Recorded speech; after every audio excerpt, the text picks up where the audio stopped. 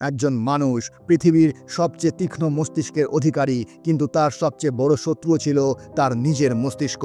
নাম ছিল জন ন্যাশ, একজন গণিতের জাদুকর যার চিন্তাভাবনা পৃথিবীকে নাড়িয়ে দিয়েছিল। কিন্তু নিজের ভেতরে জগৎ ছিল একটা ভয়ানক মিথ্যে। তার বিশ্বাস ছিল সিআইএ তাকে গোপন মিশনের জন্য বেছে নিয়েছে। একজন রহস্যময় এজেন্ট, একজন ঘনিষ্ঠ বন্ধু আর এক ছোট্ট মেয়ে, সবাই ছিল তার জীবনের অংশ।